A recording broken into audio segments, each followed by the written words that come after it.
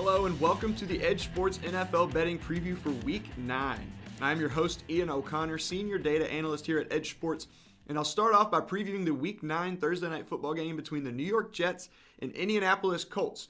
Then we'll get into a handful of other games from the weekend, and I'll give you a few of our moneyline value picks. But before diving right into the previews this week, I want to share some exciting news with you all. Next week, we will be debuting our initial 2021 EdjSports head coach rankings, which judge and rank coaches based on a combination of fourth down decision making and overall team performance.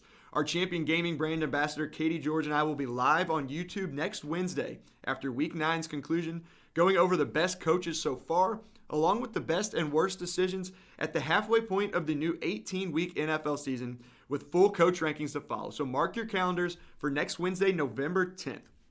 And now for the usual reminders. You can catch me every Thursday here throughout the NFL season previewing the upcoming weekend's action, as well as every Monday morning where I'm joined by our VP of Data Science, Scott Brown, where we analyze the weekend's action and decision making, and then we preview the Monday Night Football betting as well. You can catch us on the EdjSports Podcast Network on your podcast platform of choice. Be sure to subscribe and give us a 5-star review. Also subscribe to our EdjSports YouTube channel, where you'll be able to catch our podcast and our matchup previews every week. Also, be sure to check out the all-new site and experience we have at EdjSports.com. That is EdjSports.com. And don't forget to download our new app. It is available for both iOS and Android. So we got pretty much everyone covered there. You can get pregame betting insights for every NFL game this season on the site and on the app. That includes our fair value spreads and totals, which I'll cover here in our game previews. And you have the ability to track any bets you've placed to see the probability of them hitting, and those probabilities update in real time throughout the games based on game action, based on the scoring and whatnot during those games. So we've got a couple more teams on bye this week than last, but we still got 14 games on the Week 9 slate. So as always, like I said, I'll start with the Thursday Night Football game coming up tonight between the Jets and Colts. So those Jets coming off an upset victory over Cincinnati, who were atop the AFC going into last week. The Jets scored 14 unanswered points in the fourth quarter to come out on top. And Mike White, in his first NFL start for the Jets, had 405 yards, 3 touchdowns. He did throw 2 interceptions, but those were earlier in the game. I think both were in the first quarter. He settled down and really got in control from there and led the Jets to victory. And that was all against Cincinnati's top 5 defense at the time. They have since dropped out of the top 5, but going into last week, they were number 5. Now this week they face another top 5 defense in Indianapolis, who took the Bengals' place at number 5. But Indianapolis is much better versus the run, where they're first overall, than the pass, where they're only 20th. So it'll be interesting to see if White can continue that success into his second start against another tough defense, but one that's not as strong against the pass. Now the Jets, though, they're only 28th in overall offense. They're 30th in passing, only 19th in rushing, so a little bit better there, still below average. Through Week 8, they did turn in the third best performance last week in that win over the Bengals. Now, the defense has not been good. They're 28th overall. They're 23rd or worse against both the pass and the rush. Last week, even in a win, they were middle of the pack. They still gave up 31 points to the Bengals, whose offense, surprisingly, actually hasn't been great. They're in middle of the pack, if not below, in the bottom half of the league in offense. So that Jets defense just has not been good. Going to be a tough test for them. But the Indianapolis offense is only 19th overall. They're 22nd in passing, 12th in rushing, so a little bit better there. Jonathan Taylor is the number 2 running back, I believe, in DYAR, which is a stat from Football Outsiders that says how much better a player is over the course of the season or the games played over a replacement value at that position. So Jonathan Taylor is second behind only Austin Eckler. That Indianapolis defensive line he's running behind too is only around 14th, I think, right middle of the pack, just above average compared to the rest of the league in run blocking. So he's doing a lot of it on his own there. Now Carson Wentz, on the other hand, only 20th among 33 qualifying quarterbacks. He only has 3 interceptions on the season, but 2 of those came last week, which cost Indianapolis the game versus Tennessee. There were 2 of our 4 most impactful plays of the week, which means they had the biggest impact on a team's win probability out of any plays of the week. One was that horrible decision from the end zone where they started off from their own 8. Number 4 on the most impactful, that ball went right to a defender. Never should have thrown the pass. Guess he was trying to save a safety. Ended up being a pick 6. And the other came in overtime. Right after the Tennessee punt, it ended up being the number 2 most impactful play that led to the game-winning field goal for Tennessee. So now kind of evenly matched. The Jets defense hasn't been good. The offense hasn't been great. Indianapolis, I mentioned, does have a very good defense, but their offense hasn't been that good either. So don't be surprised if the Jets kind of stay in this one. We still don't expect it to be less than a touchdown. Getting into the spread, the market's at 10.5, so over a touchdown, extra point, and a field goal. We've got it at Indianapolis -8, so a touchdown and a 2-point conversion. Still pretty heavy on Indianapolis, but that gives the Jets 55.2% chance to cover that 10.5-point spread. So slight favorites there, and then the total, a little bit closer. The market's at 45.5. We're at 43 points, one of our lower totals of the week, just with those kind of lackluster offenses and one good defense. Not a ton of points expected here. Only a 42% chance to reach 46 points to go over that market total of 45.5. Kind of surprising, a little interesting to see so many bets on the Jets. As of this morning, 67% of the bets are on the Jets, but 78% of the money is on Indianapolis, which is no surprise. Would kind of expect that to be a little bit higher. 78% is still a lot there. So kind of split between the retail versus the sharps there. Most of the sharps are on Indianapolis at 78%. Recapping that game, we've got a slight value on the spread and the total there, a little bit less on the total, a little bit more on the total. The Jets 55.2% chance to cover, plus 10.5. And this game has 42% chance to fall short of 46 points. Moving on to our second game preview. It's a big game in the AFC North, the Battle of Ohio between Cleveland and Cincinnati. The first of their biannual meetings, not counting playoffs if they both make it. But the first one coming here in Cincinnati on Sunday. The Bengals just a half game back of Baltimore for first.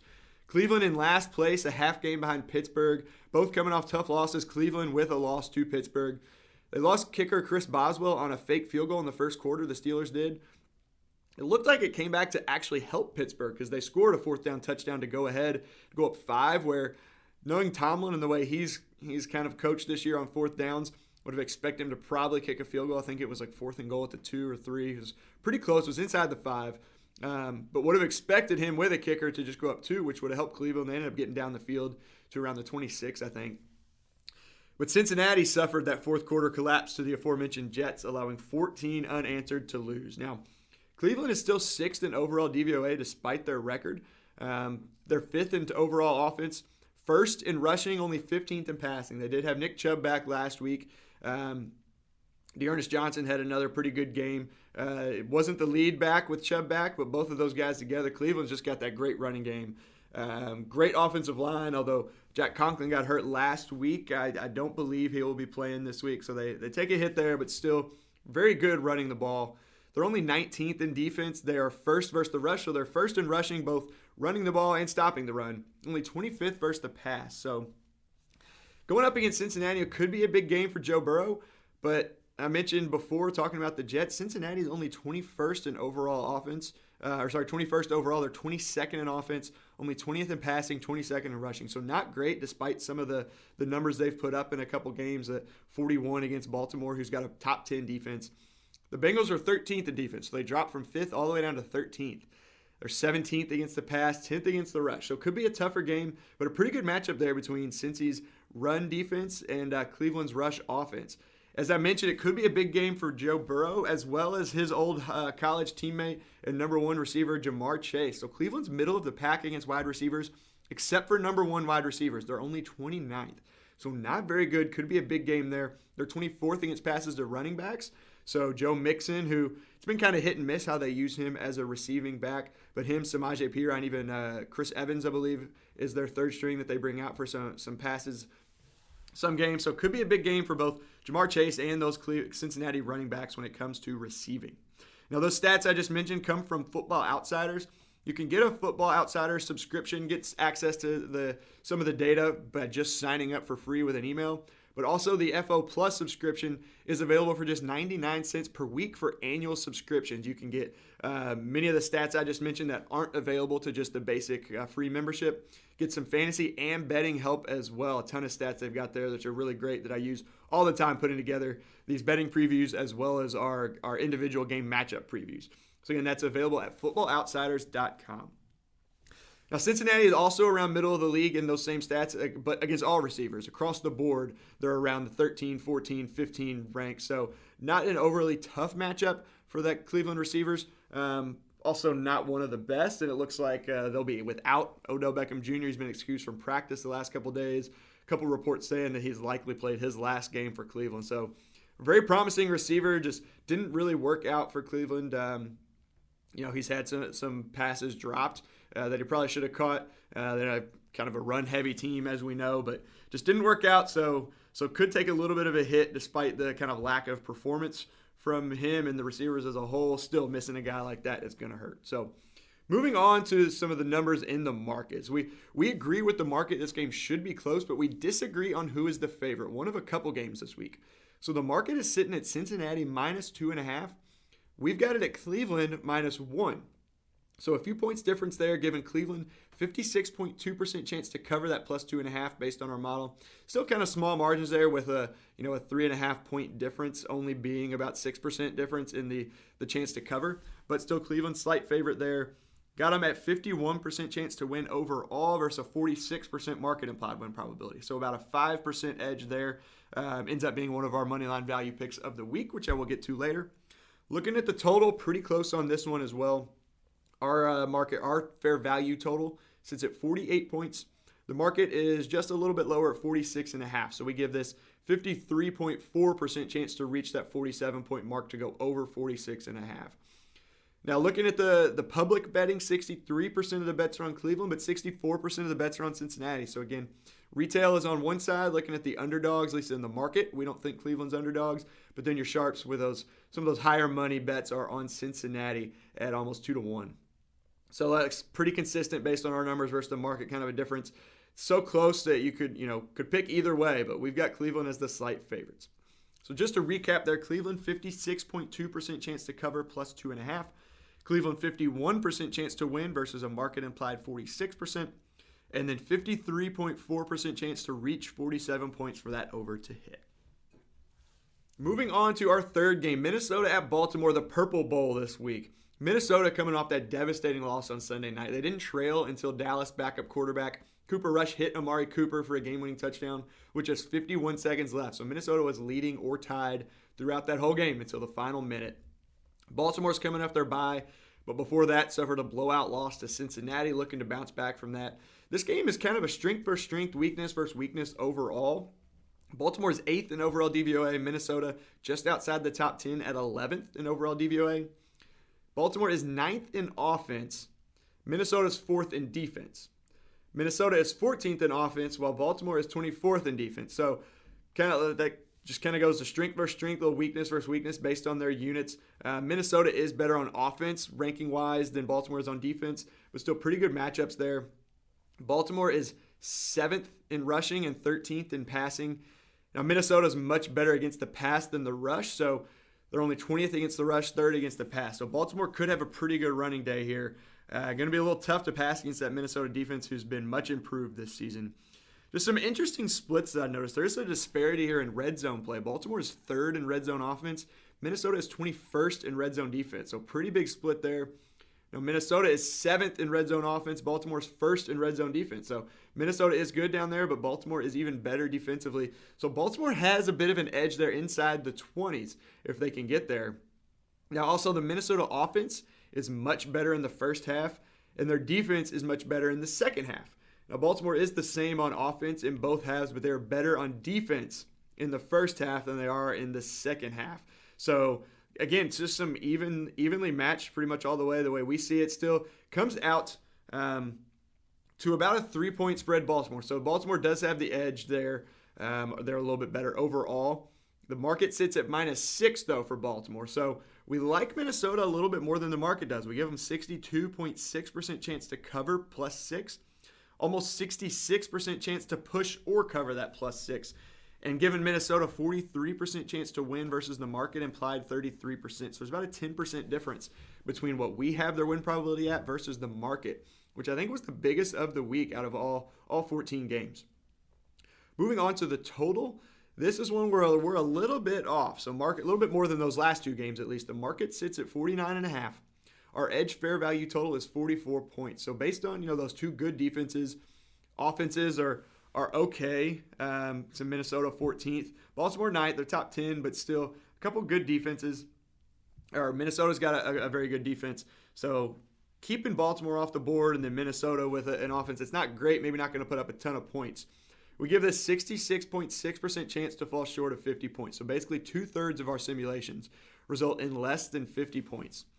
And then in the public betting, 74% of the bets, 99% of the money are on Baltimore. Really no surprise there. Baltimore is the better team overall, or seems to be. Minnesota could have a much better record than they have. They've played a lot of close games and have been better than some of the teams they've lost to in Football Outsiders post-game win expectancy from Aaron Schatz. But still, the numbers say, they're just outside the top 10. Baltimore is a top 10 team.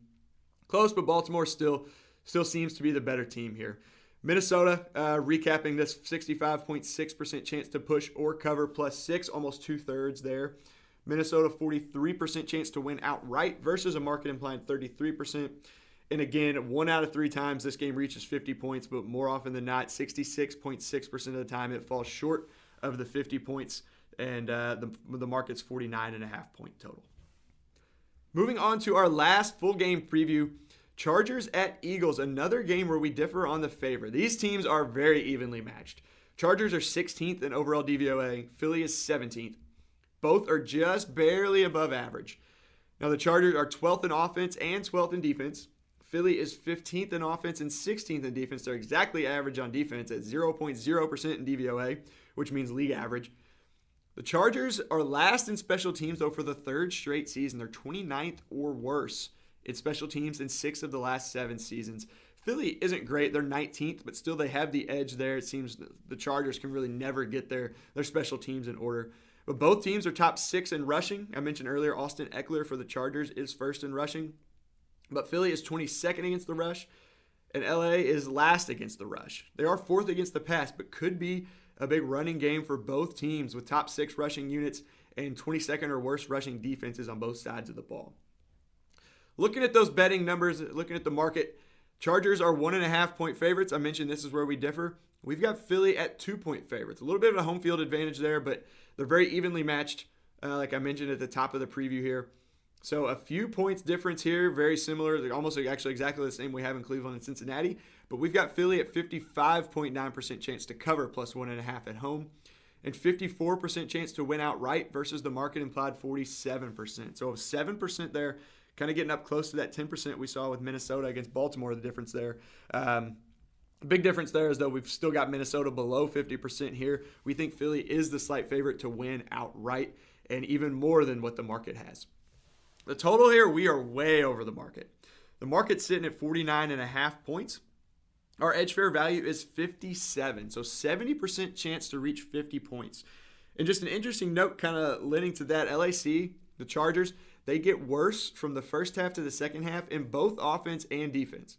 Philly's kind of the opposite. They get better in the second half. So we could see some early points from the Chargers, late points from Philadelphia to go over. We know Philly tends to put up some garbage time points in fourth quarter. Jalen Hurts, fantasy-wise, it seems like he could have 5 points going to the fourth quarter and ends up with like 25 points. But we like this one to go over in 70% of our simulations.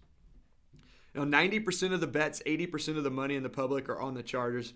Pretty heavy on them on the road. But another interesting note, looking at kind of their splits or their past games this season, 2 of the Chargers' 3 worst performances by DVOA have come in the Eastern time zone. Week 1 against Washington, and then their worst was the Week 6 blowout at Baltimore. That was the 4th worst performance of the entire week in the NFL. Sandwiched between those 2, which are the worst and 3rd worst, was their win at Kansas City in the Central time zone, which was their 2nd worst performance. They were still below average in efficiency despite the win. So there could be something to that travel element for the Chargers going from the West Coast, coming across the U.S. into Central and especially Eastern time zone. But we'll see on Sunday. They may come out and just kind of blow the doors off, or just at least look a lot better than what they have in those last couple games. They were still able to come away with wins in 2 of those 3, but just did not play their best game on the eastern half of the United States. So recapping that one, Philadelphia, 55.9% chance to cover +1.5. We have them actually as 2-point favorites with 54% chance to win outright versus the market implied 47% win probability. And then 70% chance for this game to reach 50 points, putting them over the 49.5 point market total. Now moving on to our Moneyline Value segment. Every week we like to highlight at least one moneyline value pick. We've usually got at least 2, sometimes 3 this week. Last week we had 4. Green Bay was right. We got 2 out of 4. So Green Bay beat Arizona. New Orleans beat Tampa Bay. Minnesota, we could have had 3. Like I mentioned earlier, they let us down in the last minute. And then Detroit let me down from the start. I mean, maybe I might be picking against them the rest of the season. We've picked them, I think, 3 times as moneyline values. 2 of them were close. This one, they just didn't look competitive from the start and just got blown out. So this week, though, we've got 3 of the games we previewed are pretty good moneyline values. We do have a 4th one that's close. The 3 I mentioned so far was Cleveland over Cincinnati, Minnesota at 43%, so still under 50%. One of those, that's not really a long shot, but one where even though it's under 50%, you pay a discounted price to get them in the market at only 33% against Baltimore. And then Philly at 54% versus 47% in the market. So those 3 are 3 of our moneyline value picks. Nothing else really jumped out other than those, but there's one that I kind of looked at that could be another possible one. Giants versus Raiders is close. We give the Giants 48% chance to win versus the market implied 44%, so only a 4% difference there. We do have the Giants up close to 50% to win, though. The market has them as underdogs. The Giants offense is not very good at 27th. The Las Vegas defense is basically average at 15th, but the Las Vegas offense is only 18th despite their 5-2 record. That Giants defense is actually slightly better at 14th and just above average in DVOA. So defensively, they went toe-to-toe with Kansas City last week, who hasn't been Kansas City this season. Turnovers have kind of held them back. They've been pretty good on offense when you look at them without turnovers. Nevertheless, they turned the ball over. The Giants forced some turnovers, were able to keep it close. But Joe Judge, head coach there, has been very risk-averse, his decision-making. That could kick them right out of it if he keeps with those 4th and short field goals, a 4th and 2 at the 5 I think they had, 4th and 3 coming up right around midfield, punting the ball. If he, keeps at that and doesn't get better, then he could kick them right out of this one, and I could be completely wrong on here. But we still think that this one's going to be closer, and the Giants could end up pulling that out. So don't sleep on them as far as a money line value. So that will wrap up our Week 9 preview. Here's a quick recap just for all those of you keeping track at home who may have missed some of those. Tonight we've got the Jets and Colts on Thursday Night Football. The Jets with 55.2% chance to cover plus 10.5 by our model, and 42% chance to fall short of 46 points in that game total. Cleveland at Cincinnati, the Battle of Ohio. Cleveland at 56.2% chance to cover, plus 2.5 market line, with 51% chance to win versus a market implied 46%. And there's 53.4% chance for that game to reach 47 points. Looking at Minnesota and Baltimore. Minnesota with a 65.6% chance to push or to cover plus 6, and 43% chance to win versus a market implied 33%. And that game has only 33.4% chance to reach 50 points. So 1 out of 3 times they hit the 50-point mark or more in that game. Chargers at Eagles. Philadelphia 55.9% chance to cover plus 1.5. And Philadelphia 54% chance to win versus a market implied 47%. 70% chance to reach 50 points in that game. So we're expecting a lot of points there in Philadelphia. And then our moneyline values, Cleveland at 51% chance to win versus 46% in the market. Minnesota 43% chance to win versus 33% in the market. 54% chance for Philly versus 47% in the market. And the Giants 48% chance versus 44% in the market. So that will do it for this week's betting preview. Be sure to check out all of our pregame betting insights for Week 9 and beyond on EdjSports.com and on our new EdjSports app, available, again, both for iOS and Android. And come back on Monday to hear our weekend recap, our Monday Night Football betting preview, and see how we hit on some of these bets today.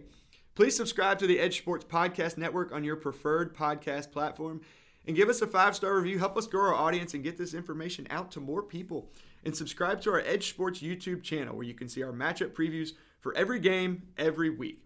Also, don't forget to mark your calendars next Wednesday, November 10th, for the initial release of our 2021 EdjSports Head Coach Rankings. Thanks for listening and enjoy the Week 9 action.